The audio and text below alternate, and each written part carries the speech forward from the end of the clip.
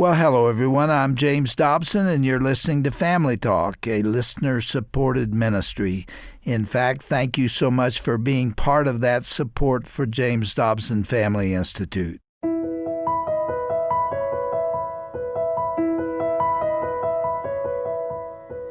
Well, welcome, everyone. Today we are concluding a fascinating new interview Dr. Dobson conducted a few weeks ago with Pastor Brian Gibson. He is a minister from Kentucky who is spearheading a movement to reopen churches across the country. In the past few weeks, many states have allowed businesses, shops, and restaurants to return to basically normal operation. However, yesterday, as Pastor Brian pointed out, many places of worship remain on the non-essential list.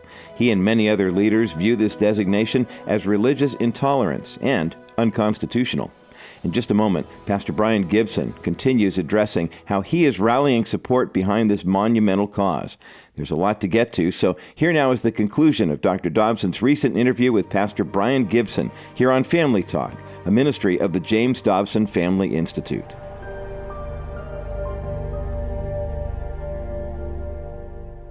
I'm sure you remember or know about the Black Robe Regiment in the Revolutionary War.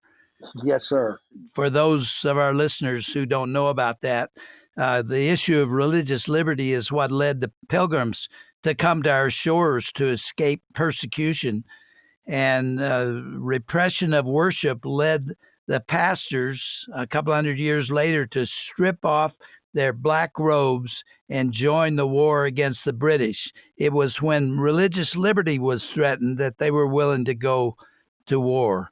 And I just hope there are pastors out there today who will fight for constitutional liberty, for the First Amendment, and for religious liberty. We're at a real turning point, aren't we?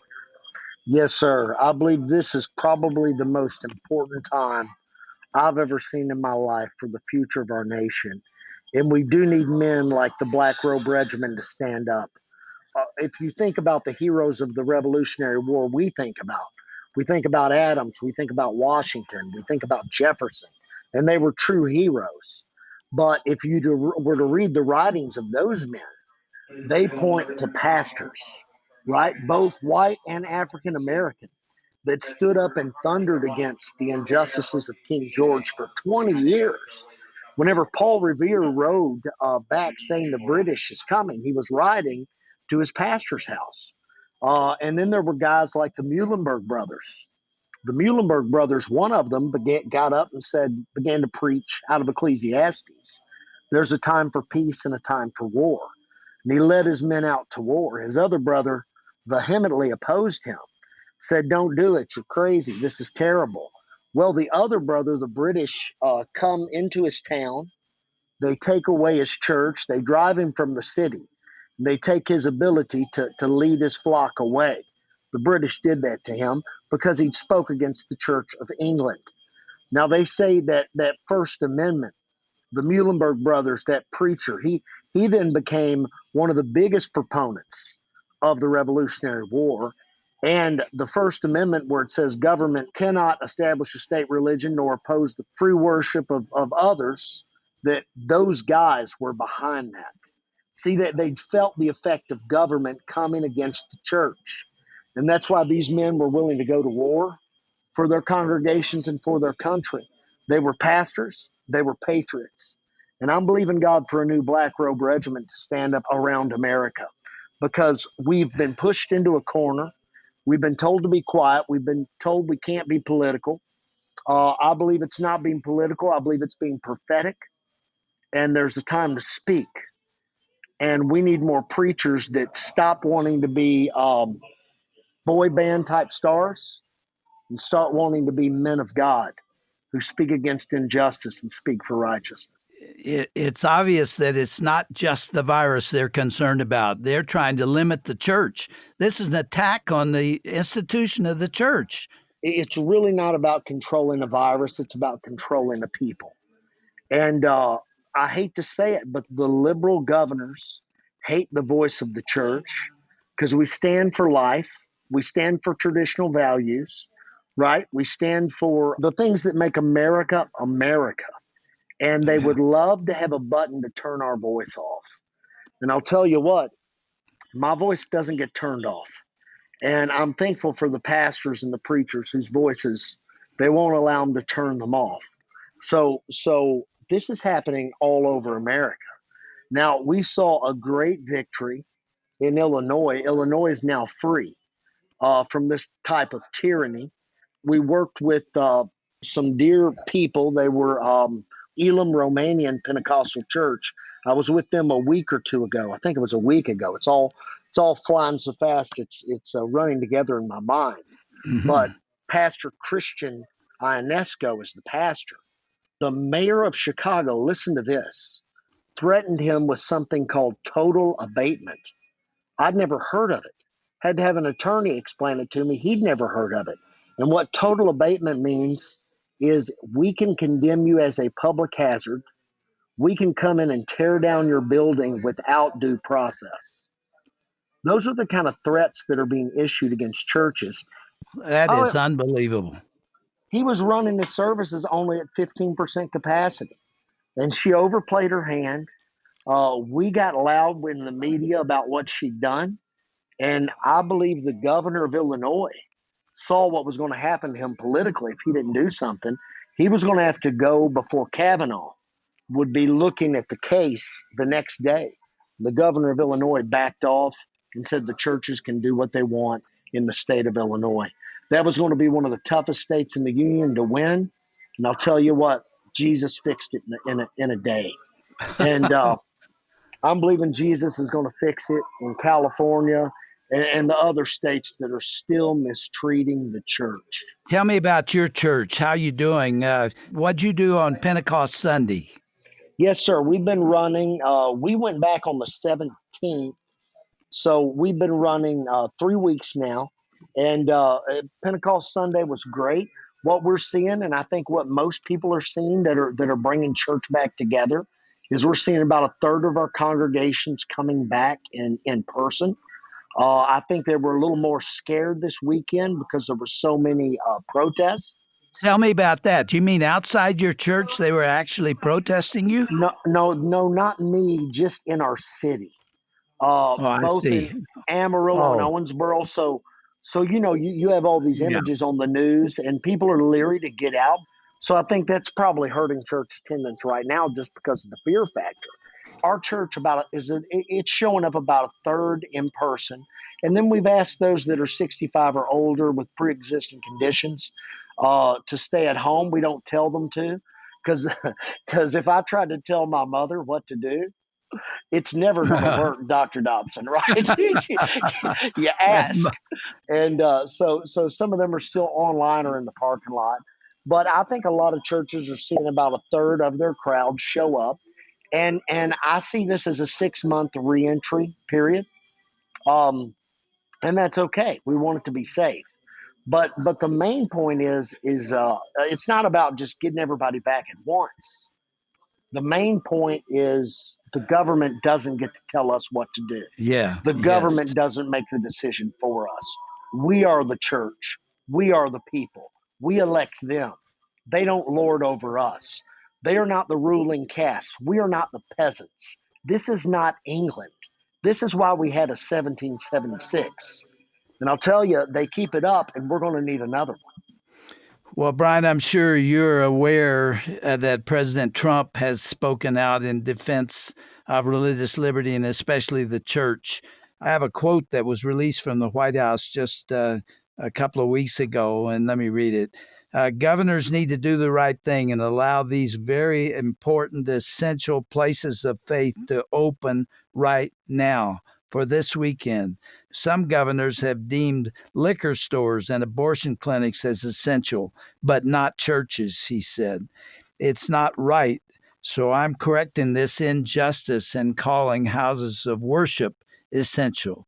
These are places that hold our society together and keep our people united, he added. So I appreciated the stance that he took. It really was in support of the thing you, Brian, and other pastors are trying to defend. Hey, let me take you back to earlier in our conversation where you said that you were a guest on Fox News. You've actually been on Fox News 3 times, haven't you?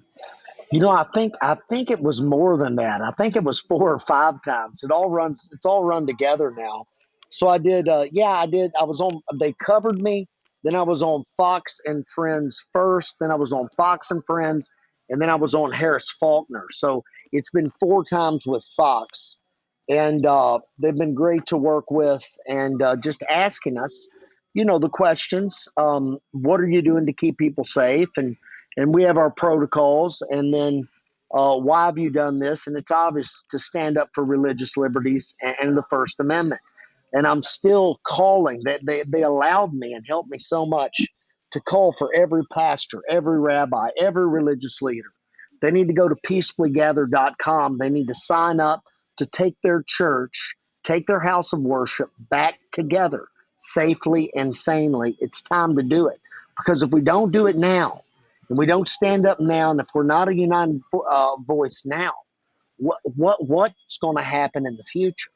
So, yeah, the media coverage has been incredible. I did Governor Huckabee's show, was on this last week, and what a prince of a man. I had an incredible time with Governor Huckabee, but it's been a real honor and a real privilege to meet some of the people I've met, and it's also been heartwarming to see that people cared that you would stand up, and that you did care about religious freedom in America. We have more friends with us than we realize. There are more with us, I believe, than there are against us. So it's been an honor to be on some of those shows. And I'll tell you what, I was terrified. This is a funny story. I was traveling by RV to go to Kentucky, and I had my laptop set up. I was getting ready to do Fox and Friends before we kicked open our churches. So I do my sound check, and then the guy driving my RV tries to pull over to get me into a good spot. And when he did, my laptop falls off and breaks in two. So I'm supposed to be live in like 5 minutes. I've just broke my laptop. So I get an iPad set up, I get it working, and I get myself back to it. And my kids are with me. I have 3 small children, and I have a 14-year-old, a 10, and an 8-year-old. And while I'm doing Fox and Friends, my 10-year-old boy jumps out from behind the side and starts dancing to throw me off behind the laptop while I'm doing Fox and Friends. So, Dr. Dobson, would you tell me how to handle that as a parent? I think you're doing it very well. I tell you, it's just incredible. So you got a fair shake from Fox News. Oh, Fox News was fair. I felt balanced, like they were fair. I felt like they were balanced. And it was an honor working with them. It really was. Yes, sir. Brian, did you ever think this would happen to you? You're just out there in a fairly small town, 50,000 people, and trying to do the work of a pastor and building a church. All of a sudden, you're on national television and people are aware of who you are. I hope more. No, I don't want to create problems for you, but how can people write to encourage you?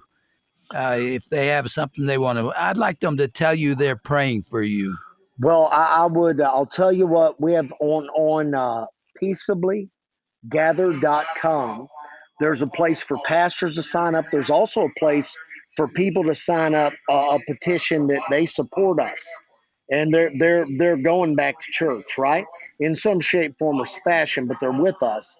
They could also send us information at info@hischurch.cc. info@hischurch.cc. That would be great. And just peaceablygather.com. You got to be careful. And sometimes that gets moved so far down the line.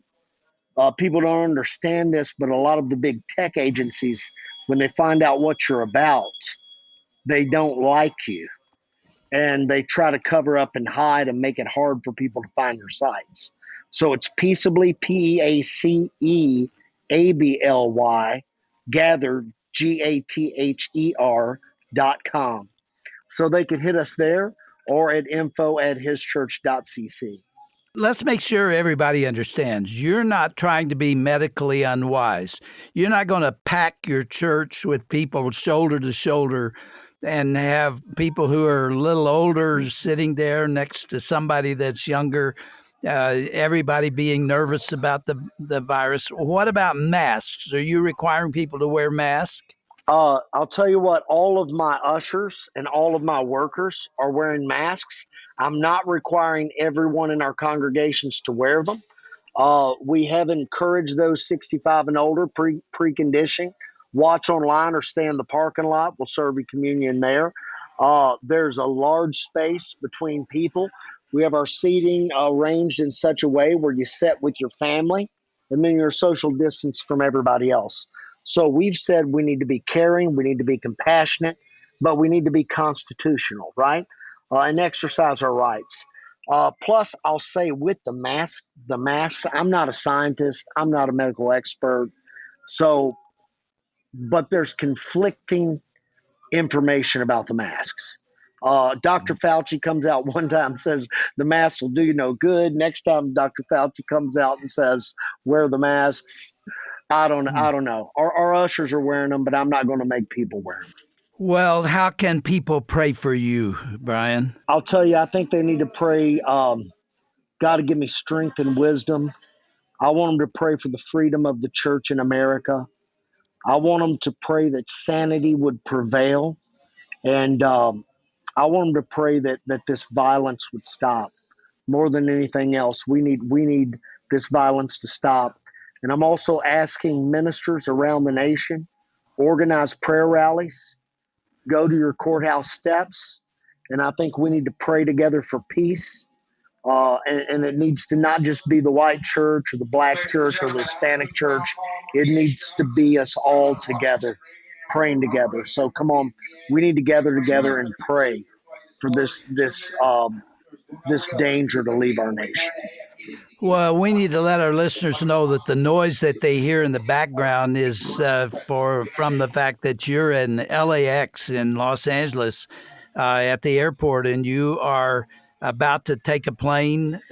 Where are you headed? Yes, sir. I'm heading to Louisville, Kentucky. The way the airport's so messed up, or the airlines are so messed up, I'll go to Dallas, Texas tonight, where I can get to Louisville by tomorrow for one of these rallies, where I'll be praying with the mayor of Kentucky, and I'll be praying with a lot of different faith leaders. So I apologize for the background noise. That's no problem for us. But are you not afraid to fly? A lot of people are afraid to fly today. Well, a lot of people are afraid to fly. I prefer not to, but I think that this hour's calling me to do it. And I wanted to stand with my brothers in California who've been so persecuted, so pushed against, so mistreated. Whenever they were opening up on Pentecost Sunday, I'd been working with them, talking with them, that I flew out to be with them. And so I'll tell you what, I believe this, Dr. Dobson. I believe living to not die is not living at all. So I don't live in fear.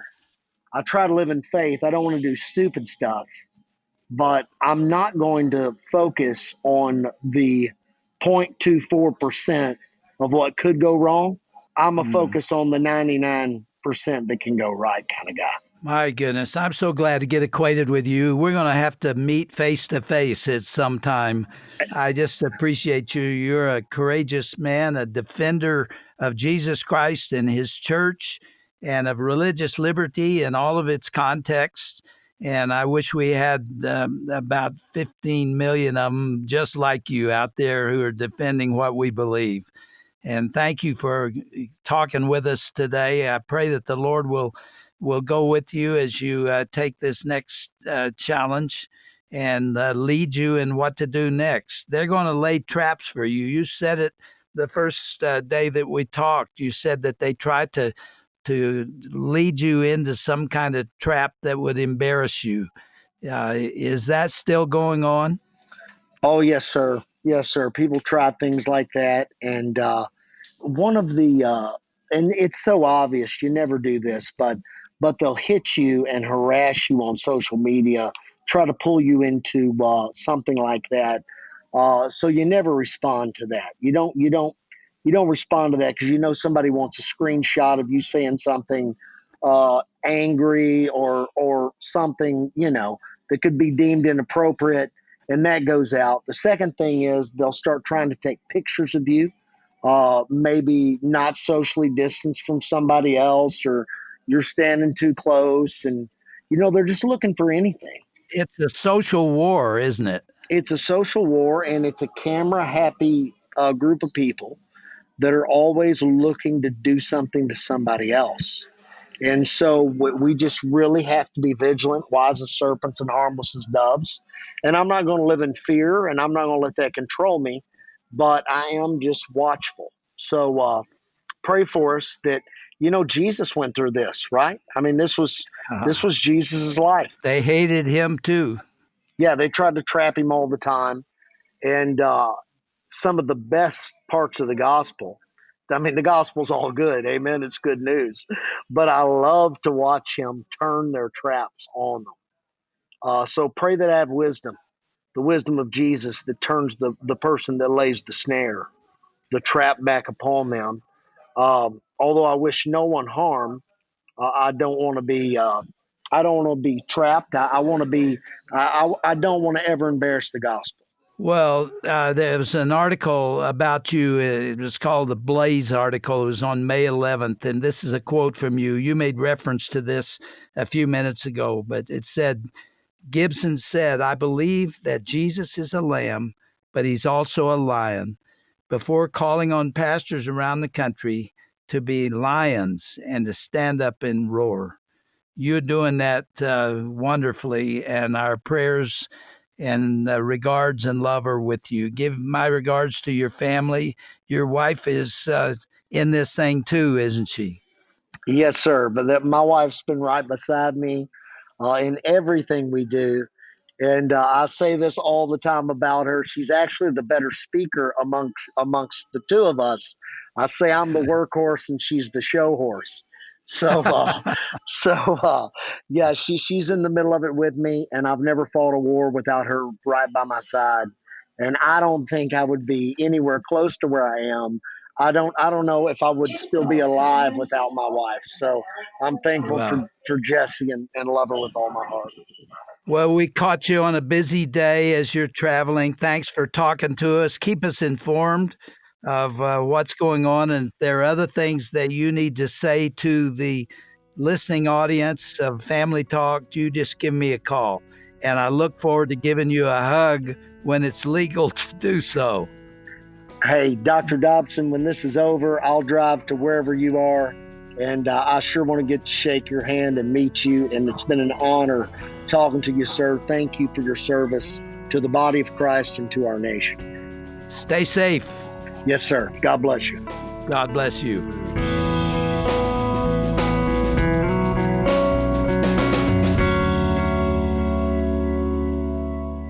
Well, what a timely and relevant conversation about these difficult times facing our nation right now. You've been listening to Dr. James Dobson's interview with Pastor Brian Gibson over the past couple of days here on Family Talk. Be sure to visit our broadcast page at drjamesdobson.org to learn more about Pastor Gibson and the Peaceably Gather movement. Again, that's drjamesdobson.org, and then click onto the broadcast page. Also, we'd love to hear your thoughts on this two-part conversation. Simply connect with us on Facebook by searching for Dr. James Dobson's Family Talk. Once you're there, be sure to leave your comments on today's program or on yesterday's broadcast post. That's facebook.com, and then search for Dr. James Dobson's Family Talk. We look forward to hearing from you. I'm Roger Marsh. Have a blessed day, everyone. This has been a presentation of the Dr. James Dobson Family Institute. Hi everyone, Dr. Tim Clinton here for Family Talk. Are you on the go without much time to log in to all your social media pages? Twitter's a great way for staying informed on the things that matter most to you with just a quick look on your phone. Follow Dr. James Dobson's Family Talk. Receive great tips, resources, information, inspiration that's important to you in short, simple tweets. Again, that's Dr. James Dobson, capital F, capital T on Twitter. This is Roger Marsh. This year marks Family Talk's 10-year anniversary, and to celebrate, we've selected the most popular broadcast over the past decade. We've put these shows on 8 audio CDs and present them to you on Family Talk's 10th Anniversary Broadcast Collection. These entertaining and informative programs are sure to become a cherished part of your family resource library. You'll hear popular interviews that feature Eric Metaxas, Dennis Prager, Shanti Feldhahn, and more in this compelling audio collection. These shows cover a variety of subjects that you care about, from marriage and parenting to culture and the family. This commemorative CD set is yours for a suggested gift of $50 to support the work of Family Talk. Join Dr. Dobson in serving families by calling 877-732-6825. Find out how you can have your own set with the most popular interviews from the first 10 years of Family Talk by calling 877-732-6825. Or you can visit our website at drjamesdobson.org. That's drjamesdobson.org. Thanks for supporting Family Talk and celebrating our 10th anniversary.